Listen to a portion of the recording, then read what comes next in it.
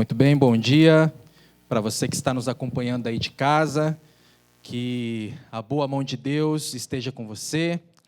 Ainda estamos aqui à distância, temos algumas pessoas da equipe aqui trabalhando e certamente você que assiste essa mensagem agora ou que assistirá no momento futuro, certamente será abençoado. Esse é o nosso desejo para você.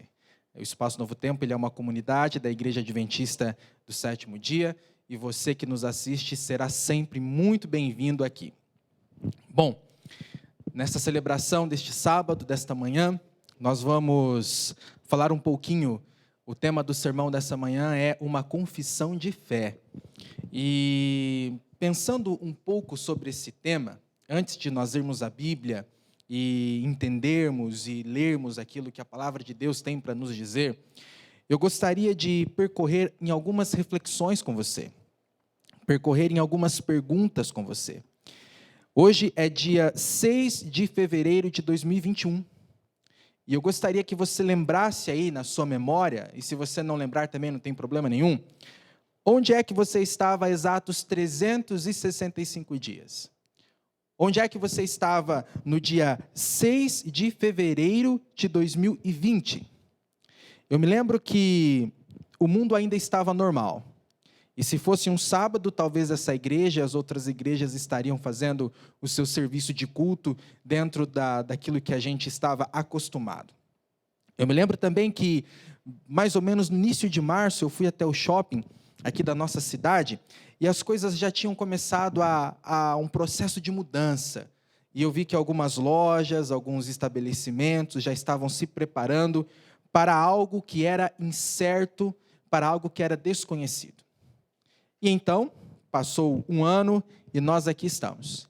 Estamos aqui reunidos virtualmente, já vivemos muitas experiências que em toda a nossa vida nós jamais pensaríamos que viveríamos, coisas que aconteceram e ainda acontecerão. Eu poderia nessa manhã pregar uma mensagem, falar uma mensagem, pregar um sermão muito motivador para você.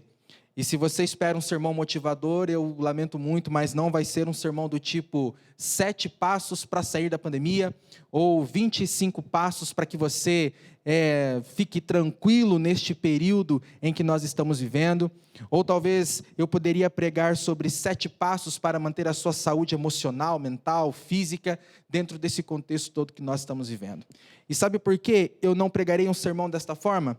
Porque uma das palavras que nós aprendemos a usar nesse contexto todo, e que talvez foi a palavra que mais foi utilizada por nós, é a palavra incerteza.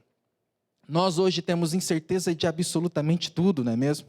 Não que nós tivéssemos certeza de algo antes, mas parece que esta palavra, ela passou a ser parte da nossa rotina. Incerteza em relação ao trabalho, incerteza em relação às escolas, incerteza em relação ao comércio, incerteza em relação aos nossos planos, viagens simples, casamentos, reuniões de família, tudo isso passou a ser muito incerto. Nós vimos pessoas que nós gostávamos adoecerem, nós vimos pessoas que nós conhecíamos por tabela adoecerem, irem a óbito, e tudo isso acontece dentro de um cenário de incertezas absolutas. No ano passado, eu passei a ler mais. Talvez tenha sido o ano que eu mais li em toda a minha vida. E no final do ano, dos meses de outubro para frente, algumas questões começaram a bater a porta do meu coração e da minha mente. E o tema deste sermão, ele é uma confissão de fé do André para vocês. E nesse processo de leitura, nesse processo de entender algumas questões que surgiram através de alguns questionamentos, eu comecei a trilhar um caminho com Deus. Um caminho que, até aquele momento, por mais que eu já tenha tido aí quase os meus 15 anos de igreja, como dizem, eu talvez nunca tinha ido tão profundo como fui nos meses de outubro de 2020 em diante. E era uma sexta-feira, eu estava em casa, e eu fui até o meu quarto, e eu me ajoelhei e falei, Senhor, Muito obrigado pela semana, muito obrigado por tudo que o Senhor me deu. Eu estava feliz naquele dia. Eu estava contente de saber que o Senhor tinha me conduzido com a sua boa mão. E ao terminar a oração, eu falei um feliz sábado para o Senhor aí, e um feliz sábado para mim aqui, e está tudo certo. Só que naquele momento eu me lembrei que eu estava muito feliz e contente, mas existiam pessoas que não estavam felizes e contentes naquele momento. E eu comecei a pensar num caso muito particular, de um amigo, de uma amiga muito próxima a mim, que tinha um problema, ou tem ainda um problema, de saúde com alguém da família. E naquele momento, eu comecei a pensar, como poderia eu agradecer ao Senhor, sabendo que uma pessoa próxima a mim, talvez estivesse entrando o sábado que é um dia de celebração, de alegria, um dia em que nós nos alegramos, nos festejamos. Talvez aquela família estivesse um pouco conturbada, triste, diante de algumas situações de enfermidade com a sua família. E eu voltei ao quarto e falei, Senhor, eu preciso entender algumas questões que estão me incomodando. E talvez esta situação fosse o estopim para perguntas que eu já havia começado a construir dentro de mim. E as perguntas, elas tinham como início a seguinte problemática: será que incerteza e fé caminham juntas? E muitas outras questões começaram a fazer parte deste meu questionamento para Deus. Deste meu questionamento diante da fé que até então eu tinha professado. E aquela situação, em olhar para alguém que estava necessitado, ou talvez abatido por conta de uma enfermidade, me fez refletir sobre Deus, sobre as escolhas que fazemos e sobre a vida espiritual que nós levamos. E nesses questionamentos, nessa jornada íntima de caminhada espiritual com Deus, a coisa, ao invés de melhorar, parece que piorou. Porque outras perguntas começaram a surgir. Outras perguntas começaram a aparecer dentro do meu coração e começaram a fazer parte da minha rotina de vida. Por que Deus permitiria tal coisa? Por que Deus permitiria que naquela sexta-feira à noite, enquanto eu celebrava a vida que Cristo me dá, outras pessoas estavam chorando a morte, ou estavam chorando os seus doentes?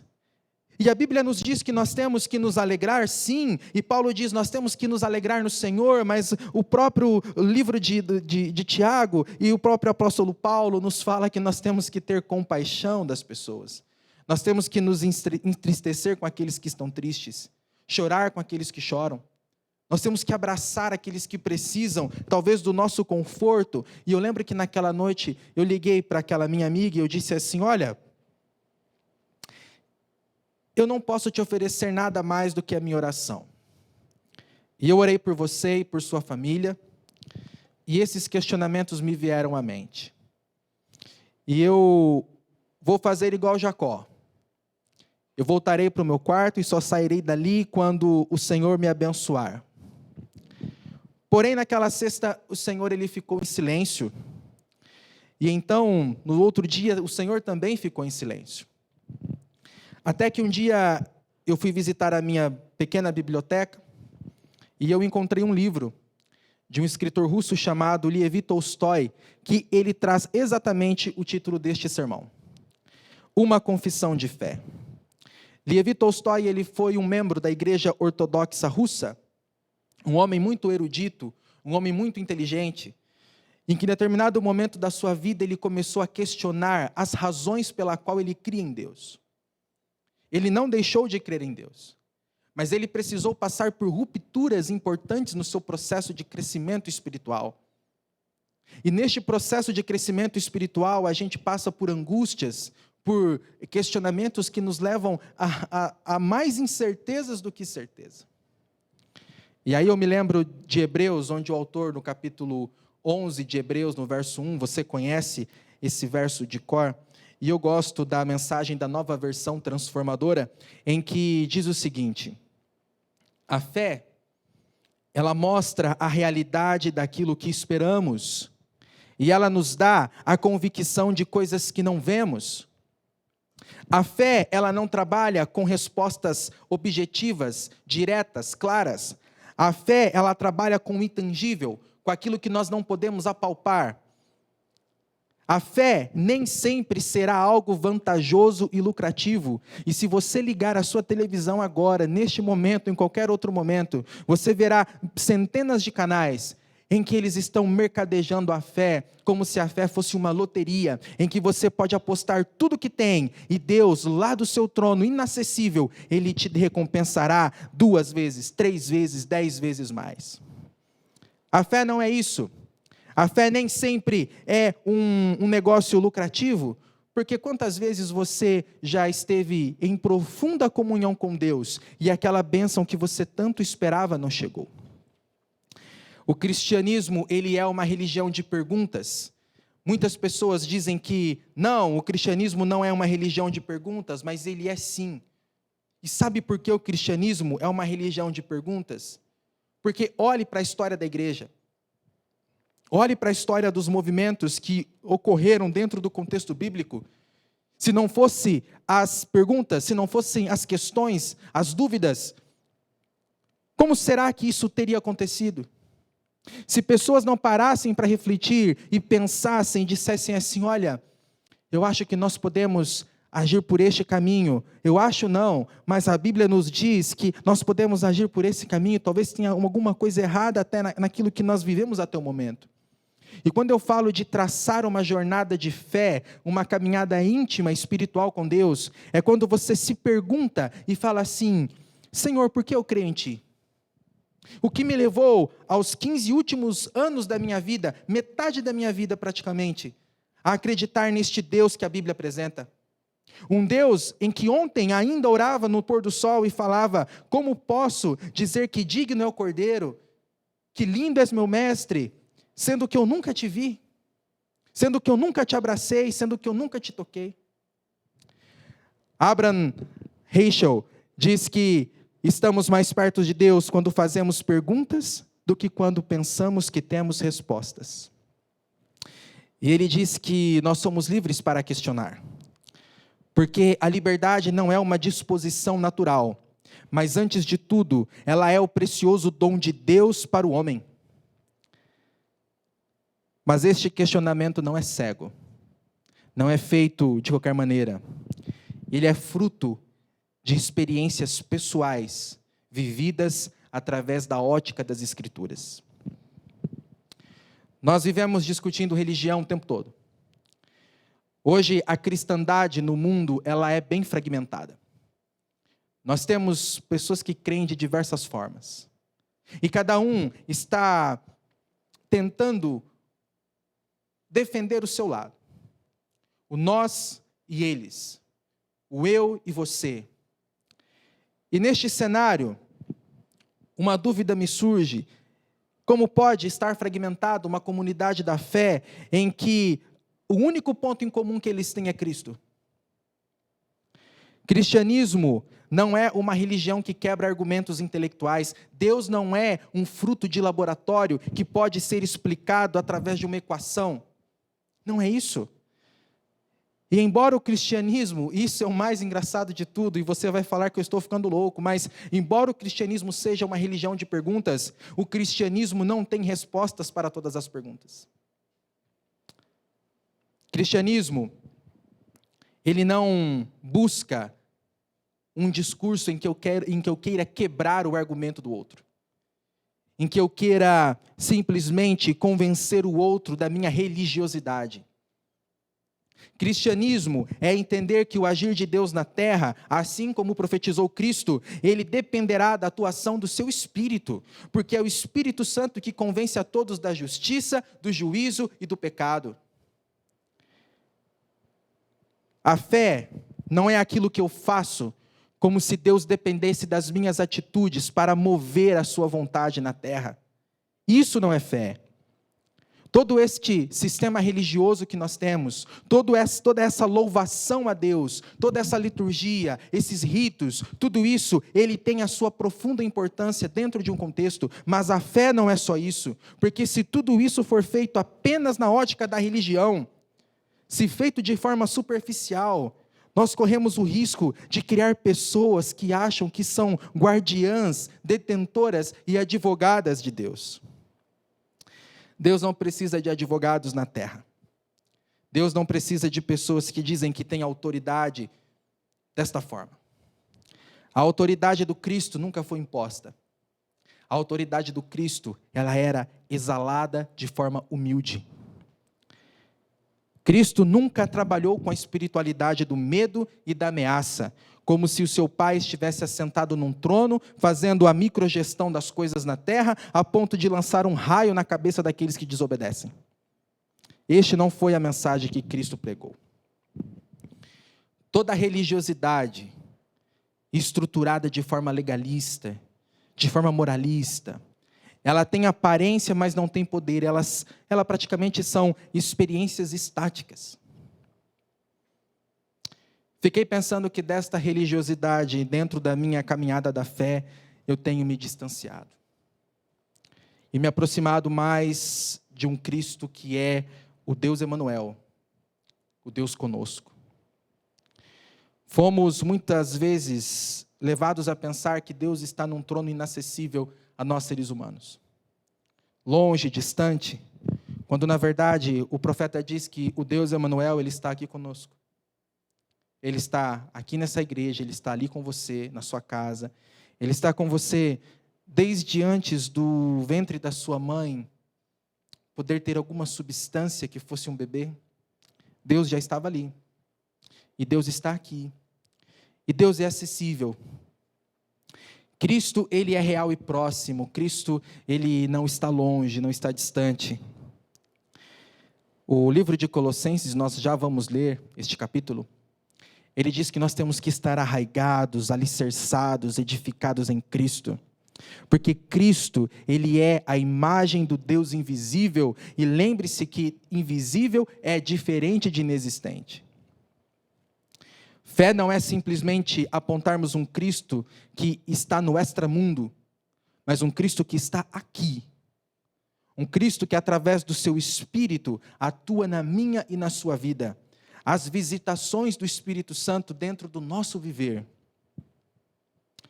Cristo é o autor e consumador da nossa fé, Romanos 12, verso 2. E o livro de Romanos diz que é necessário que aquele que se aproxime de Deus tenha fé, porque sem fé é impossível agradar ao Senhor. Mas não é sempre, mesmo que este Deus esteja aqui presente, não é sempre que nós estamos conscientes da presença de Deus. Não é sempre que nós estamos sensíveis à presença de Deus.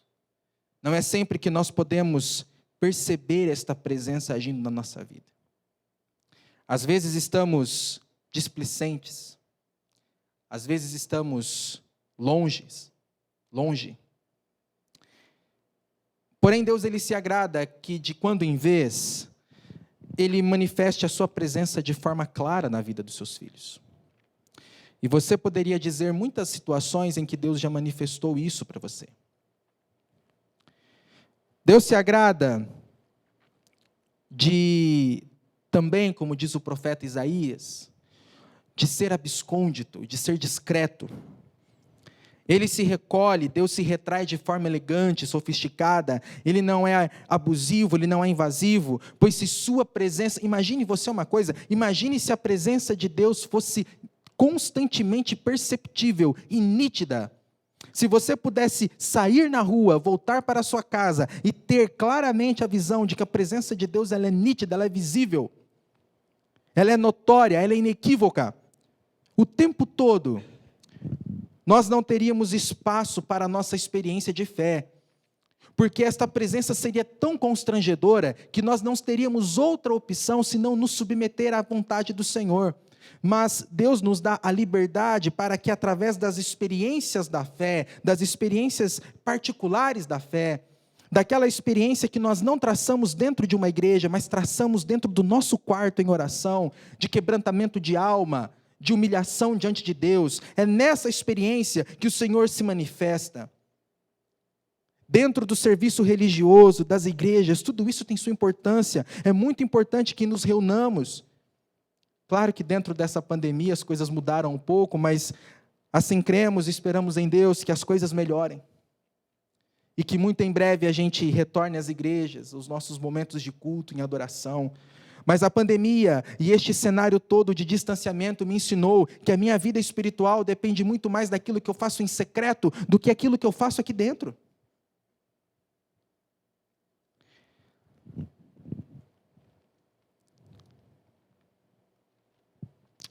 Experiências com Deus, elas são imprescindíveis e necessárias.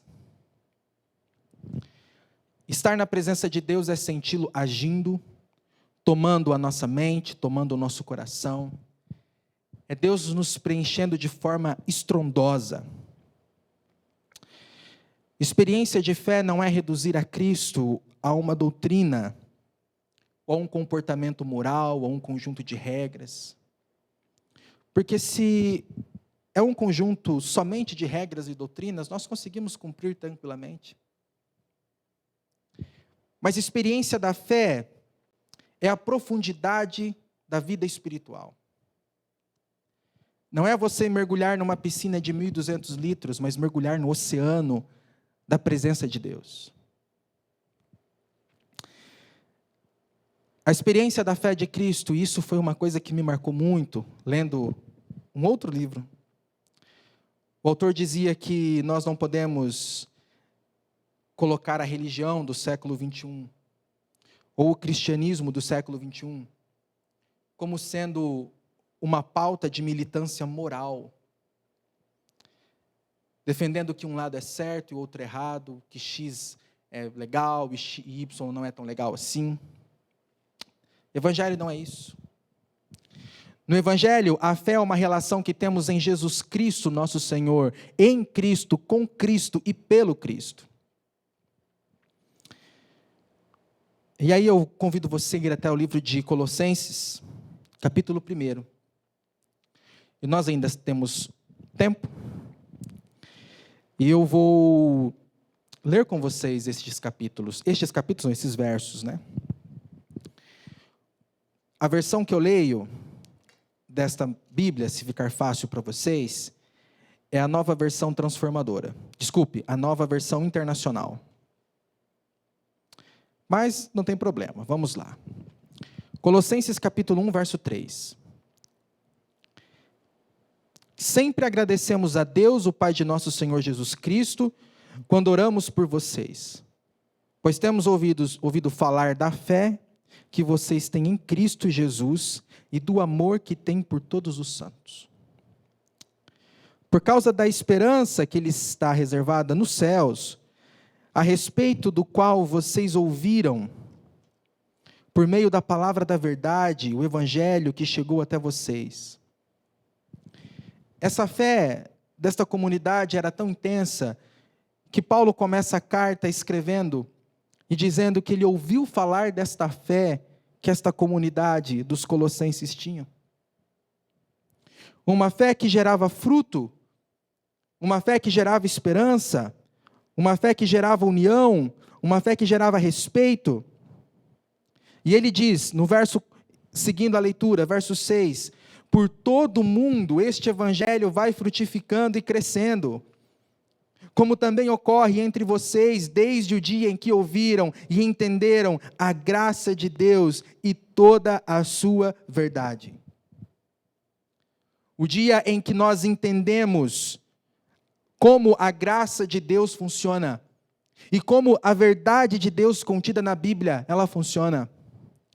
Graça não é a troca que eu faço da minha louvação a Deus, da minha obediência restrita a Deus.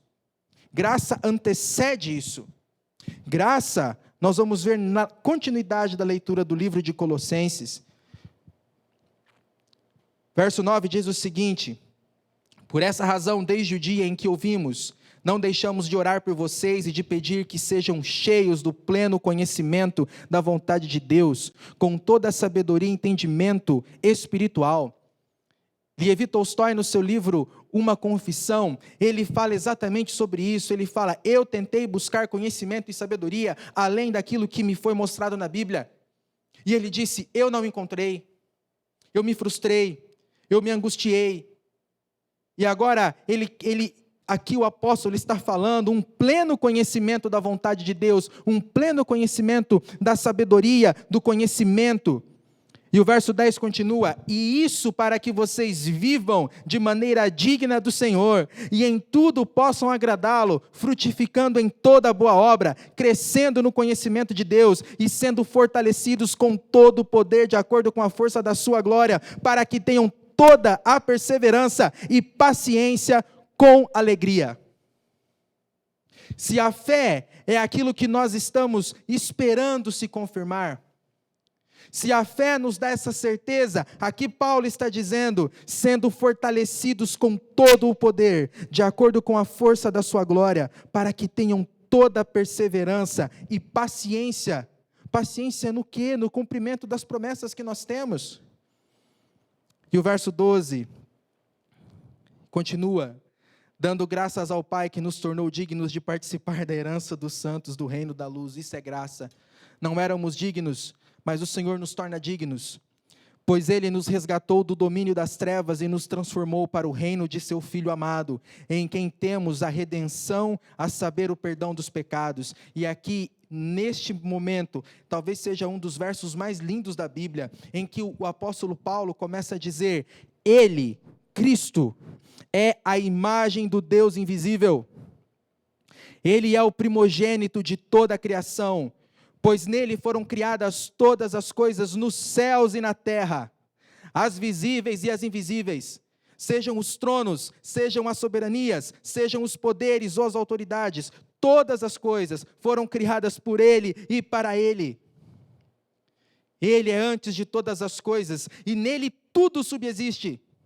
Ele é a cabeça do corpo, que é a igreja. Ele é o princípio, ele é o primogênito dentre os mortos, para que em tudo tenha supremacia, pois foi do agrado de Deus que nele habitasse toda a plenitude, por meio dele reconciliasse consigo todas as coisas, tanto as que estão na terra, quanto as que estão nos céus, estabelecendo a paz pelo seu sangue derramado na cruz. Antes vocês estavam separados de Deus, e na mente de vocês, vocês eram inimigos por causa do mau procedimento de vocês. Mas agora Ele reconciliou pelo corpo físico de Cristo, e mediante a morte, para apresentá-lo diante dele santos, inculpáveis, livres de qualquer acusações, desde que continuem alicerçados e firmes na fé, sem se afastarem da esperança do Evangelho que vocês ouviram e que tem sido proclamado a todos os que estão debaixo do céu. Esse é o Evangelho do qual eu, Paulo, me tornei ministro. O Evangelho é Cristo. Cristo, Ele foi o Deus presente em que os nossos olhos puderam ver e tocar. Cristo, Ele é a plenitude dos céus que veio à terra. Cristo, Ele é a reconciliação dos seus filhos rebeldes com um Deus de amor. Cristo, Ele é o passaporte para uma vida de plenitude espiritual, a qual nós entendemos que não somos merecedores, mas que nós tínhamos um débito, e que este débito foi pago pelo sangue de um Cristo que foi crucificado na cruz. E Ele fala: olha, vocês vão permanecer santos, inculpáveis, vocês serão livres de qualquer acusação que fizerem contra você. Sabe por quê? Porque vocês vão continuar alicerçados na fé. E que fé é essa? É a fé de entender que nós somos completamente dependentes de Cristo e que a nossa vida espiritual só fará sentido o dia em que nós estivermos dentro de Cristo e Cristo estiver dentro de nós. E agora eu quero ler com vocês os versos finais da mensagem dessa manhã. Colossenses capítulo 2, verso 2. Esforço-me para que eles sejam fortalecidos em seu coração e estejam unidos em amor e alcancem toda a riqueza do pleno entendimento, a fim de conhecerem plenamente o mistério de Deus e a saber, Cristo. Cristo, ele é a plenitude do conhecimento do mistério de Deus. Quando a nossa mente for tomada por perguntas, quando a nossa vida for tomada por questões em que nós desconhecemos, a respeito de por que cremos, em quem cremos e de que forma estamos crendo, a resposta da Bíblia é: olhe para Cristo, porque Cristo, ele é a plenitude desse mistério. Cristo é a resposta dessas perguntas. Nele estão escondidos todos os tesouros da sabedoria e do conhecimento. É isso que Tolstói estava dizendo em seu livro. Ele tentou buscar a sabedoria com os eruditos, com os letrados, com os ricos instruídos. Ele foi até os campos e tentou sabedoria com os mais humildes, com os pobres. Mas nada disso adiantou, porque Paulo está dizendo que em Cristo estão escondidos todos os tesouros da sabedoria e do conhecimento. E então ele começa dizendo: eu lhes digo isso para que ninguém os engane com argumentos que só parecem convincentes. Porque embora estejam fisicamente longe de vocês, em espírito estou presente e me alegro em ver como estão vivendo em ordem e como está firme a fé que vocês têm em Cristo. A fé, ela pode ser ameaçada por argumentos que parecem convincentes. E no verso 6, Paulo continua dizendo o seguinte: portanto, assim como vocês receberam Cristo Jesus, nosso Senhor, continuem a viver nele. E eu recebi a Cristo Jesus na minha vida quando eu tinha 14 anos. E você já fez as contas, então você sabe quantos anos eu tenho. E ele continua no verso 7. Enraizados e edificados nele, firmados na fé, como foram ensinados, transbordando de gratidão. E aqui vai um alerta. Tenham cuidado para que ninguém os escravize a filosofias vãs e enganosas, que se fundamentam nas tradições humanas e nos princípios elementares deste mundo e não em Cristo. Quando estudamos sobre a volta de Jesus, pensamos que essas tradições e essas filosofias humanas são apenas as questões de contaminação da doutrina. Mas às vezes essas filosofias humanas, essas vãs tradições, podem surgir dos púlpitos das nossas igrejas, das nossas próprias bocas, da nossa vontade de ser advogado de Deus, de defender a causa de Deus pela força e não pelo amor. Cuidado com essas vãs filosofias que tomam o lugar da fé. E por fim o verso 9 diz: pois em Cristo habita corporalmente toda a plenitude da divindade. Essa é a terceira vez que Paulo repete isso. E por estarem nele, que é a cabeça, a segunda vez que Paulo repete isso. De todo poder e autoridade vocês receberam a plenitude. Essa é a quarta vez que Paulo repete isso. Nele também vocês foram circuncidados, não em uma circuncisão feita por mãos humanas, mas com a circuncisão feita por Cristo, que é o despojar do corpo da carne. Isso aconteceu quando vocês foram sepultados com ele no batismo, e com ele foram ressuscitados mediante a fé, no poder de Deus que o ressuscitou dentre os mortos. O Senhor nos apresentou a sua vontade, e ali em Colossenses 2,12 ele fala sobre um processo de nascimento. Isso aconteceu quando vocês foram sepultados com ele no batismo, e com ele foram ressuscitados mediante a fé no poder de Deus que ressuscitou diante os mortos. Um Deus que nos dá uma oportunidade de novo recomeço. E quando eu li esse verso, eu fiquei pensando: Senhor, quantas vezes precisei renascer todas as manhãs diante da Tua presença? Quantas vezes precisei olhar para dentro de mim e falar assim: não está legal, não está adequado. Essa semana, ela foi bastante cheia para mim. E teve um dia à noite que eu cheguei em casa, e eu falei para Deus o seguinte, eu falei assim: Senhor, o porquê que é tão difícil buscar o Senhor.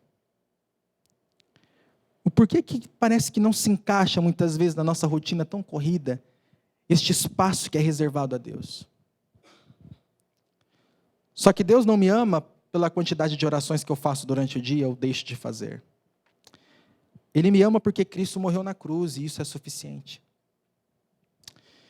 E o Cristo que venceu a morte, Colossenses 2,12, ele nos deu uma representação disso no batismo. Nós morremos e nascemos. Não nascemos santos, nascemos pecadores. Olha que coisa. Só que, depois do batismo, nós nascemos pecadores conscientes da presença de Deus agindo na nossa vida.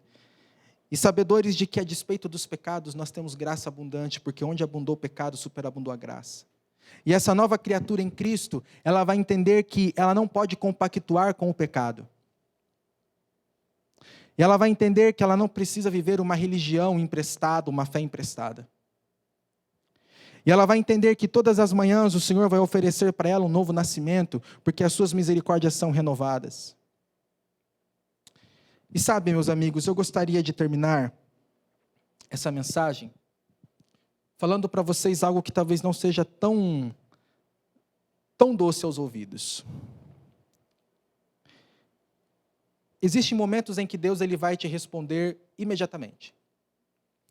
Existem momentos em que o Senhor vai te dar apenas uma resposta daqui um bom tempo. E existem momentos em que o Senhor não dará resposta nenhuma. E como ficamos nestes momentos? Porque eu pensava isso ontem à noite, eu prefiro esperar para que o Senhor me dê uma resposta do que o seu silêncio. Mas daí a minha mente ela foi levada ontem à noite a outros personagens bíblicos que não tiveram tantas respostas imediatas assim. E que o silêncio foi a primeira resposta que eles ouviram. E a resposta definitiva de Deus só veio depois de muita provação. Pense em Daniel, na Babilônia, os jovens hebreus, pense em Abraão, pense em Jacó lutando com Deus. São respostas que não vieram senão depois de uma experiência profunda, de uma experiência substancial, de uma experiência em que havia forma, era encorpada, de uma experiência em que o Senhor veio sobre eles e os preencheu de tal forma que para eles o morrer era lucro se fosse por Cristo. Eu fiz um poema esses dias e eu gostaria de terminar lendo ele. Existem silêncios necessários na oração. Aquele que ora, nem sempre ouvirá a voz do outro lado. Nem tudo terá uma resposta imediata, nem tudo terá resposta. O silêncio é um professor que ensina. O silêncio, ele espera uma oportunidade para a reflexão, para a ruptura, para os recomeços da vida espiritual. Às vezes será necessário calar e ouvir, mesmo que seja apenas o silêncio dentro do seu quarto. É necessário esperar em Deus e nem sempre Ele se manifestará com o show pirotécnico da vida espiritual. É necessário esperar na suficiência do Cristo. Eu gostaria muito de que nessa manhã, ao sair dessa mensagem, ou o dia que você estiver vendo, que você pedisse para que o Senhor te visitasse. E essa visitação do Espírito Santo de Deus, dessa presença do Cristo na sua vida, que fosse feita num momento de muita intimidade. Fecha a porta do teu quarto. E eu não sei se você vai pedir para que Deus te visite através de uma oração falada, cantada, através de uma lágrima, ou se você vai parar e ouvir. ouvir Deus agindo no silêncio, ouvir Deus agindo na intimidade do seu coração. Que a sua oração nessa manhã seja: Senhor, vem me visitar. Vem me visitar para que a minha experiência contigo ela seja completa, profunda. Para que eu mergulhe em Cristo e Cristo me preencha por inteiro. Que a sua experiência nessa manhã, ao orar, ao clamar ao Senhor, que a sua experiência ela seja uma experiência de intimidade, não com horário cronometrado no relógio, mas que você entre no seu quarto, na intimidade da sua vida espiritual e coloque diante de Deus quem você é. E um dia, lá na Central em Curitiba, eu ouvi uma irmã falando isso. Ela falou assim: se apresente para Deus como você é. E nessa semana eu cheguei para Deus e falei: Senhor, eu sou André, tenho 28 anos, trabalho com isso, sou isso, aquilo. E agora eu preciso saber o que o Senhor quer que eu seja. O que o Senhor quer que eu viva. E me dê sabedoria e pleno conhecimento em Cristo para entender as suas respostas e esperar com alegria no Senhor, como acabamos de ler. Esperar com alegria aquilo que vai acontecer na nossa vida. Eu não estou falando de riquezas físicas. Eu estou falando de vida espiritual. Eu estou falando de derramamento do Espírito na presença do Senhor. Eu estou falando de intimidade. Porque às vezes você poderá ter tudo e Cristo não será suficiente. E às vezes você poderá não ter nada e Cristo será suficiente para você. Que na sua oração você peça para que Deus te visite, na sua intimidade, e que principalmente, que Ele te ensine, que Ele nos ensine a viver a suficiência do Cristo. Que Deus te abençoe, que você tenha um excelente restante de dia. Feche seus olhos e vamos orar. Querido Deus, em nome de Jesus, nos aproximamos do trono da graça do Senhor, onde em tempo oportuno achamos misericórdia e socorro para as nossas almas aflitas.